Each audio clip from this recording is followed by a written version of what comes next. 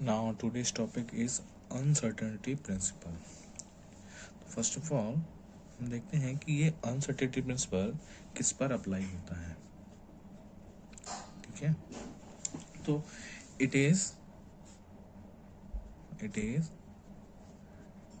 applies only on microscopic bodies or particles. ठीक, like इसकी बात कर लें जैसे इलेक्ट्रॉन हो गए, प्रोटॉन हो गए, ये सब जो पार्टिकल्स हैं उस पर ये अप्लाई होते हैं. बात करते हैं माइक्रोस्कोपली. देखो क्या होता है, दिस इज एनी सिस्टम्स. ठीक, सिस्टम्स में बहुत सारे जो सिस्टम्स होता है वो क्या था, बहुत सारे एटम्स होते हैं. ठीक, उन एटम में क्या होते हैं, इलेक्ट्रॉन्स होते हैं. तो ये जो इलेक्ट्रॉन्स हैं वो कहलाते हैं माइक्रोस्कोपिक पार्टिकल्स, और ये जो एटम है वो कहलाता है मैक्रोस्कोपिक पार्टिकल्स. ठीक ठीक, तो इनका यूज, ये जो माइक्रोस्कोपिक पार्टिकल है इनका यूज क्या करते हैं, ये एटम्स कहाँ हैं और उनका बिहेवियर कैसा है वो पता लगाने के लिए. मतलब it is use to calculate the probability for where things are and how they will behave. ठीक ठीक, तो बात करते हैं हम किसकी, इसकी प्रिंसिपल की. मेन किसकी बात करते हैं, इसकी प्रिंसिपल की. ठीक है, तो देखो, तो डी ब्रॉगली ने क्या बताया था, every moving particle is associated with group of waves. ठीक, कब दिया था उसने, 1924 ने ये थ्योरी दिया था.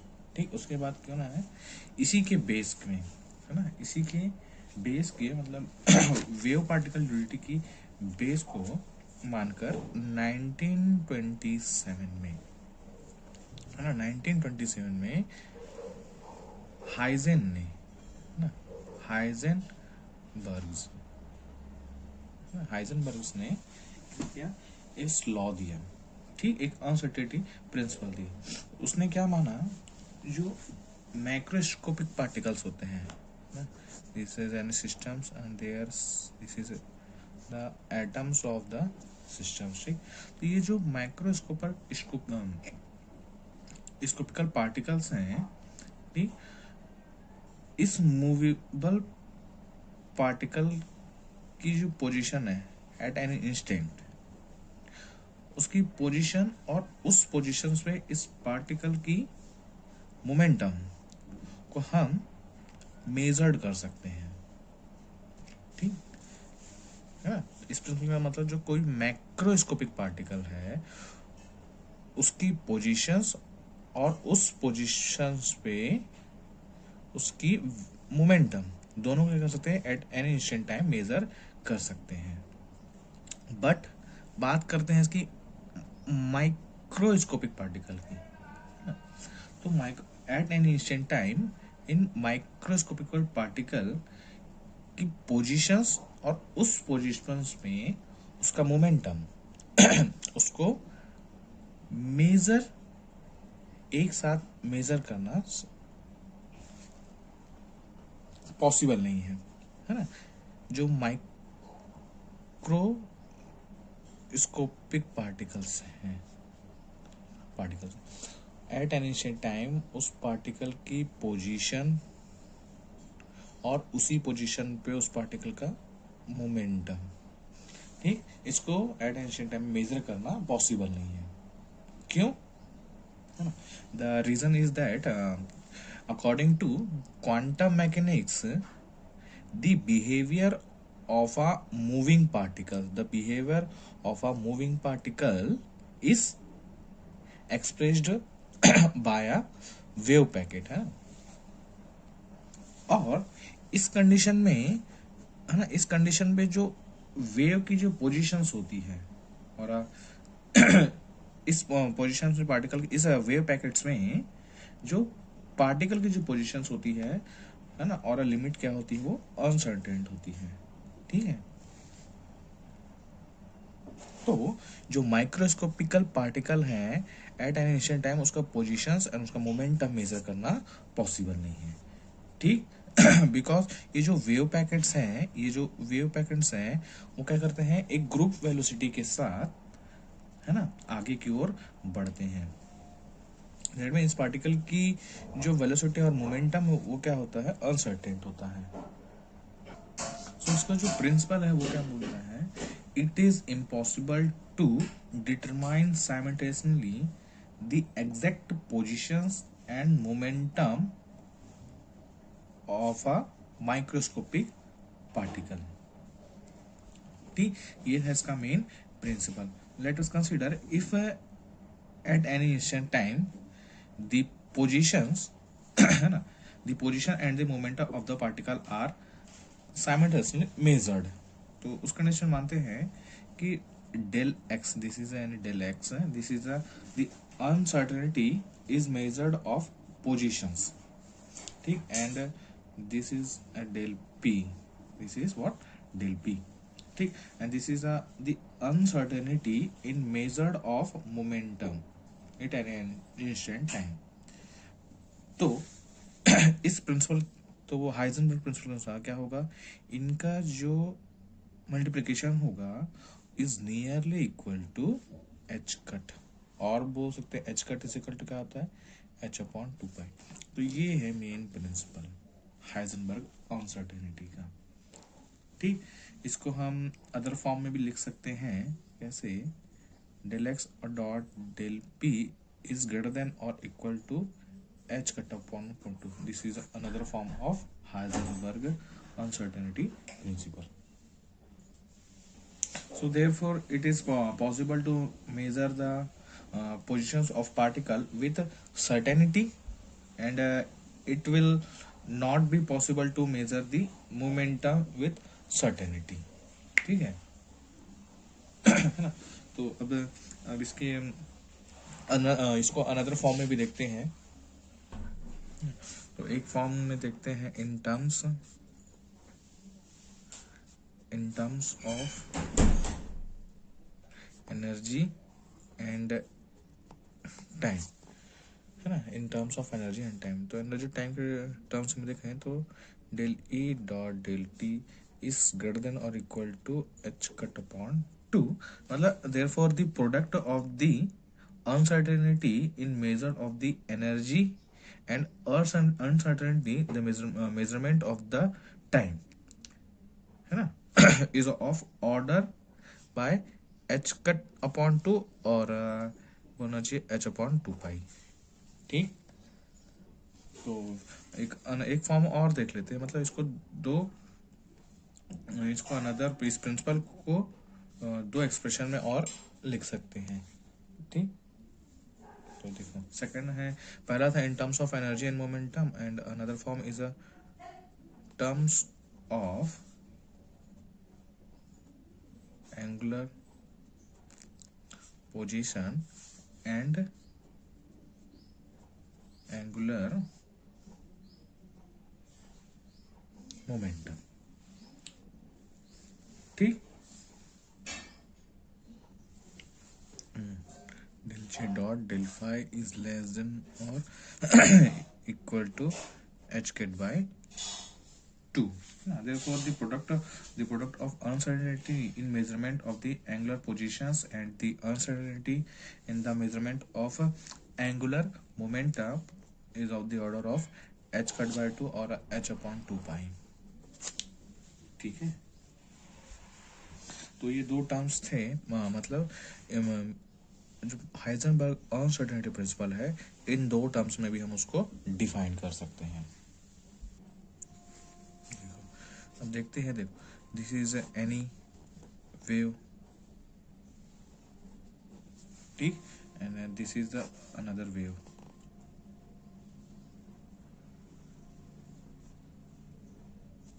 ठीक, दोनों के क्या एम्पलीट्यूड में थोड़ा चेंज है, मतलब डॉट मीन्स इसका जो वेव लेंथ है ना, इनका जो वेव लेंथ है, इनके जो वेव लेंथ में थोड़ा डिफरेंस है, और इनकी क्या है, इनका थोड़ी फ्रीक्वेंसी भी क्या चेंज है। तो आफ्टर सुपरपोजिशंस इंटरफेरेंस जब होगा तो क्या होंगे, कंस्ट्रक्टिव और डिस्ट्रक्टिव इंटरफेरेंस होगा।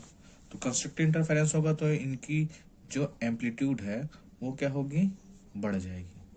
ठीक, इनकी एम्पलीट्यूड क्या होती है, बढ़ जाती है, और जहाँ डिस्ट्रक्टिव इंटरफेरेंस होता है उनकी एम्पलीट्यूड कम हो जाती है। तो जब ये इनका जब आफ्टर ये सुपरपोज होकर इंटरफेरेंस होगा तो क्या होगा, कुछ ये ऐसे, है ना, ये जो सिंगल सिंगल वेव थे वो क्या कर लेंगे, एक वेव पैकेट कंसिडर कर लेंगे।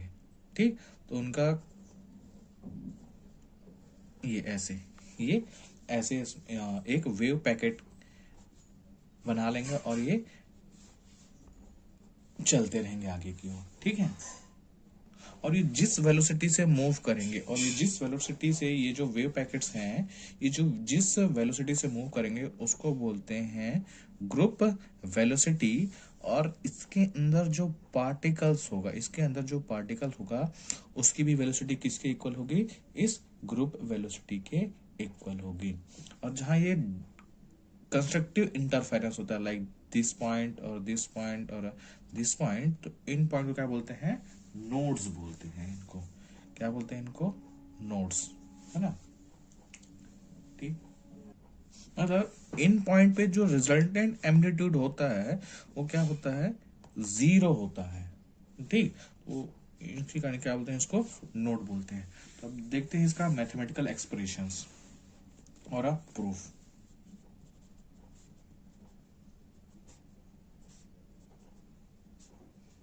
प्रूफ की बात करते हैं, है ना।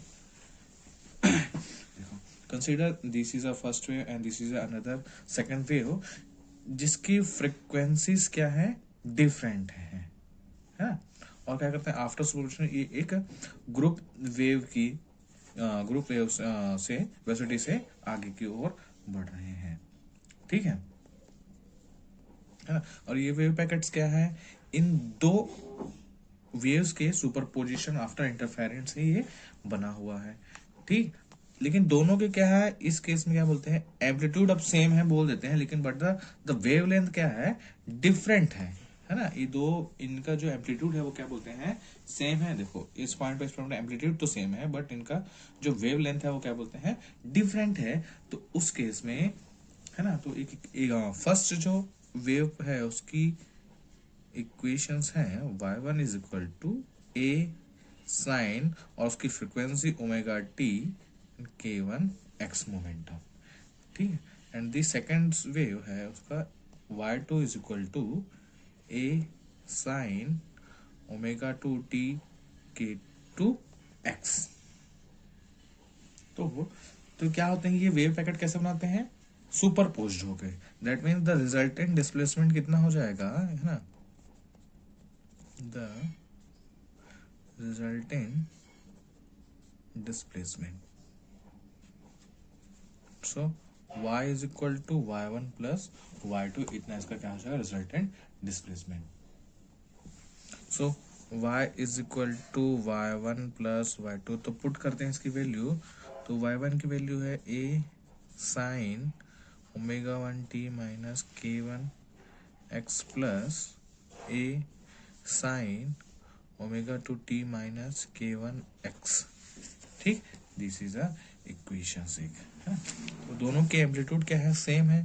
तो एम्पलीट्यूड को बाहर निकाल लो, बचा क्या, sine omega one t minus k one x plus sine omega two t minus k two, है ना, this is k two x, ये।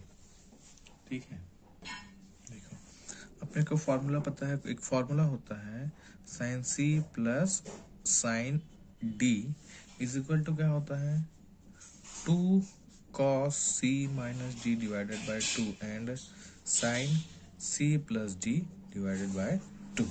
ठीक, this is consider c, this is consider d। तो चलो पुट ऑन करते हैं अब इसमें। तो resultant function y is equal to ये 2 और ये a बाहर 2a, कितना, cos c, this is c omega one t minus k one x minus d omega two t minus k two x divided by 2। ठीक, अब sine dot sine omega one t minus k one x, ठीक, plus omega two t minus k two x divided by 2। तो इसको थोड़ा सा arrange करके लिखते हैं अपन, cos 2a cos omega 1 minus omega 2 divided by 2 ऐसे, और एक माइनस कॉमन निकालते हैं तो यहाँ क्या आ जाएगा, k1 minus k2 x divided by 2। ठीक है, ये k1 k2 माइनस कॉमन है तो k1 माइनस k2 है और x इसमें से कॉमन है। तो साइन को भी लिख लेते हैं ऐसे, साइन क्या हो जाएगा, sine omega 1 plus omega 2 T बाहर डिवाइडेड बाई 2 प्लस, ये प्लस है ना, यहाँ प्लस ये हो गया k1 माइनस, तो माइनस कर लेते हैं बाहर, इसमें भी minus k1 minus k2 divided by, अच्छा ये प्लस में हो जाएगा ना, k1 प्लस है ना डिवाइडेड बाई x2। ठीक, this is a form, consider this is, इसको लिख लेते हैं अपन 2a cos, डिफरेंस है तो डेल ओमेगा से इसके डिफरेंस को डिफाइन करते, डेल ओमेगा टी माइनस ये डेल के डिवाइडेड बाई 2x ऐसे। ठीक, बचा क्या, साइन, इसको लिखते हैं, कंसिडर कर लेते हैं कि ये जो omega 1 minus omega 2 divided by ये डेल ओमेगा है, k1 minus k2 is equal to कितना है, डेल के डिफरेंस है। कंसिडर दोनों की फ्रीक्वेंसी क्या है और ये सेम है ना, वेव मोमेंट, तो omega 1 is equal to omega 2 is equal to omega and k1 is equal to k2 is equal to k is an constant.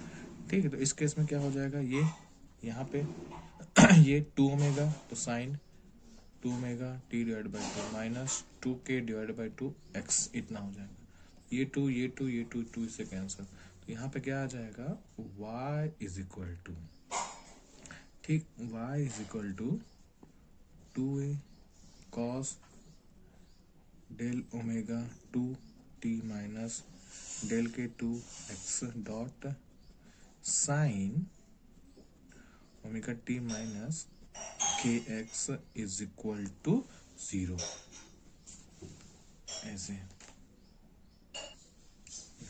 जो वेव पैकेट है ना, उसकी जो वेलोसिटी होती है उसको क्या बोलते हैं अपन, ग्रुप वेलोसिटी। ठीक, तो पार्टिकल इसके अंदर जो है ना, उसकी भी वेलोसिटी क्या होगी, इस ग्रुप वेलोसिटी के अंदर, ग्रुप वेलोसिटी के इक्वल टू होगी।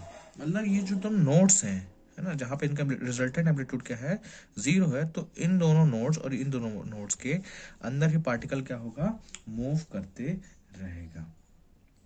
ठीक है, मतलब इसके अंदर ही हम पार्टिकल की जो पोजीशंस है ना, जो पार्टिकल पोजीशंस है वो इन दोनों नोड्स के डिस्टेंस की क्या होगी, इक्वल होगी। तो इस फॉर्म में हम क्या लिख सकते हैं, द नोड, और ये नोड है ना, जो ये नोड, ये जो equation as a constant form है, और ये जो है ना वो जो नोड्स है उनको बताता है ये इक्वेशन। ठीक, तो ये जो बच्चा कॉस, अब क्या करते हैं, ये जो कॉस है, cos del omega 2 t minus del k by 2 x is equal to, कहते हैं उसको 0 के पुट ऑन कर देते हैं। ठीक, तो इसको सॉल्व कर लेते हैं, देखो cos del omega by 2 minus del k by 2 dot x, ये टी है यहाँ पे है ना, तो हम इसको 0 कैसे लिखते हैं, cos 2n plus 1 pi by 2, मतलब कॉस में जितने भी पाई by 2, pi by 2 3 pi by 2 9 pi by 2 जितने भी आएंगे वो 0 के इक्वल हो जाते हैं, उसकी वैल्यू क्या हो जाती है, 0 हो जाती है। ये कॉस और ये कॉस कैंसिल, तो बच्चा क्या, del omega by 2 t minus del k by 2 dot x is equal to 2n plus 1 pi by 2। ठीक, इसका अब क्या कर लेते हैं, एक बार x1 है ना, nodes 1 n is equal to, अपन n is equal to 1 2 3 put कर जाएंगे और x इज इक्वल टू 1 2 रखते जाएंगे, तो क्या मिलेगा इस केस में, देखो del omega by 2 t minus del k by 2 x1 के लिए, तो ये n इज इक्वल टू 0 हो जाएगा, नोड 1 ना, दिस इज नोड 1 कब है, इस 0 पॉइंट में, नोड 2 है ना, ये नोड 1 ये x1 मान लेते हैं, ये x2 मान लेते हैं, ये नोड 2, इसमें n इज इक्वल टू क्या है 0 है, n इज इक्वल टू 1 है, n इज इक्वल टू 2 है, ऐसे करके। तो इस पॉइंट में, तो क्या होगा, del k upon two x1 is equal to 2n+1, ये 0 तो π/2 हो गया। अब क्या रखते हैं, नोड 2 की बात करते हैं। तो नोड 2 में del omega by 2 t minus del k upon 2 ये x2। तो n इज इक्वल टू 1 है इस पॉइंट में, तो n इज इक्वल टू 1 यहाँ रखेंगे तो कितना हो जाएगा 3 और ये π/2। ठीक, इक्वेशन नंबर नाम दे दो इसको, कोई इक्वेशन नंबर 1 और 2 ऐसे करके। ठीक है, दिस इक्वेशन। तो फ्रॉम इक्वेशन 2 माइनस 1 कर लेते हैं। ठीक, तो 2 माइनस 1 करेंगे तो क्या हो जाएगा, है ना, ये होगा del omega by 2 t minus del k by 2 x2 minus del omega 2 t minus del k by 2 x1 is equal to 3π/2 minus π/2। तो ये दोनों तो कैंसिल हो जाएगा, ये माइनस है ये माइनस है, तो ये x2, ये माइनस और ये माइनस प्लस हो जाएगा, और x2 है ना, ये हो गया माइनस x2, ये हो गया plus x1 is equal to, ये माइनस में होगा एक्चुअली, ये माइनस और ये प्लस हो जाएगा। ठीक है, तो यहाँ पे माइनस कितना आएगा 2π/2, तो ओनली पाई, तो माइनस को हटा देंगे तो क्या आ जाएगा अपने पास, ये x2 minus x1 is equal to pi, इसे ट्रांसफर कर दो तो ये प्लस और ये माइनस, तो इतना है। तो ये तो क्या होगा डेल x नोट का डिफरेंस, तो 2π/2 पाई, और इसमें से डेल के अपॉन 2 भी है ना, डेल के अपॉन 2, तो डेल x और ये डेल के बाय 2, यहाँ क्या आ जाएगा 2 पाई, है ना, ये डेल के इधर का ट्रांसफर, तो ये हो जाएगा डेल के, है ना, ये डेल के 2π/डेल के, ऐसा मानते। This is equation number 4। अब देखो इस डेल के की वैल्यू निकालना अपने को। तो जो डेल के है वो एक कांस्टेंट वैल्यू होती है, के इज इक्वल टू 2π/λ। तो और अपने को पता है डी ब्रॉगली इक्वेशन से lambda is equal to h/p, तो इसका मान यहाँ पे रख दो, तो 2π/h.p, है ना, h/p। ठीक, और ये क्या है, ये k है, तो वन टाइम इसको इंटीग्रेशन कर दो, तो डेल के इज इक्वल टू 2π/h और ये डेल p। तो put this value from equation number 4, है ना, put this value from equation 4, sorry 3 होगा ना, हाँ चल 4 और 3 है सभी की, है। ठीक, तो पुट करते हैं इक्वेशन में, कितना आ जाएगा, तो del x is equal to कितना था 2π/डेल के था, तो 2π डेल के की वैल्यू कितनी है 2π/h डॉट डेल, ये डेल पी।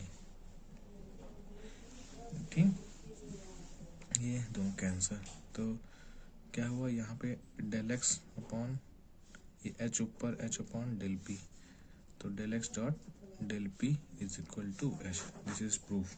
यही था final equation Heisenberg uncertainty principle के लिए।